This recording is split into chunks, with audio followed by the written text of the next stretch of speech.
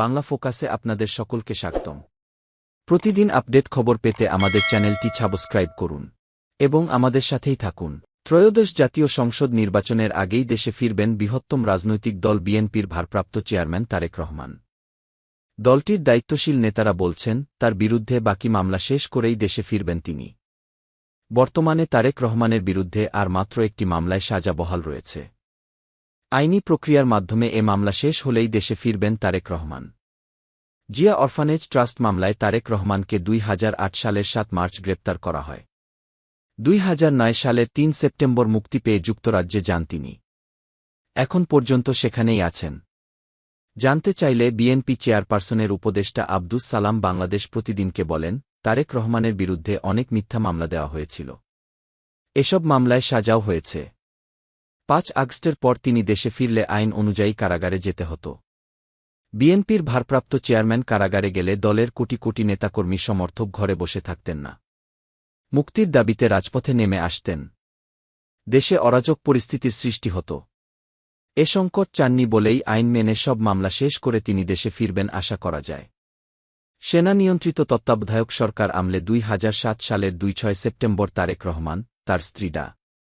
জুবাইদা রহমান এবং শাশুড়ি সৈয়দা ইকবাল মান্দবানুর বিরুদ্ধে মামলা করে দুদক। বিএনপির আইন বিষয়ক সম্পাদক ব্যারিস্টার কায়সার কামাল বলেন, অন্যান্য মামলার মতো এ মামলাটির ক্ষেত্রেও যথাযথ আইনি প্রক্রিয়া অবলম্বন করা হবে। বিএনপির পদে আছেন সুপ্রিম কোর্টের এমন এক আইনজীবী নাম প্রকাশ না করার শর্তে বলেন, এ মামলাটি নিষ্পত্তি হওয়ার আগে বিএনপির ভারপ্রাপ্ত চেয়ারম্যানের দেশে ফেরার সম্ভাবনা নেই। আইনজীবীরা বলছেন, যেসব মামলায় তারেক রহমানকে সাজা দেওয়া হয়েছে, সব কোটিতেই তাকে পলাতক দেখানো হয়েছে। তিনি কোনো মামলার সাজাই খাটেননি। সম্পদের তথ্য গোপনের মামলাটিতে তাকে পলাতক দেখানো হয়েছে। ফলে এ সাজা মাথায় নিয়ে তিনি দেশে ফিরলে তাকে বিচারিক আদালতে আত্মসমর্পণ করতে হবে, জেলে যেতে হবে। সম্ভবত এ কারণেই তিনি দেশে ফিরছেন না। ছাত্রজনতার আন্দোলনে আওয়ামী লীগ সরকারের পতনের পর বিএনপির নেতাকর্মীসহ অনেকে ভেবেছিলেন, তারেক রহমান শিগগিরই হয়তো দেশে ফিরবেন। কিন্তু অন্তর্বর্তী সরকারের 7 মাস পেরিয়ে গেলেও তারেক রহমানের দেশে ফেরার আভাস নেই। এ নিয়ে নেতাকর্মীদের মাঝে ধোঁয়াশার সৃষ্টি হয়েছে।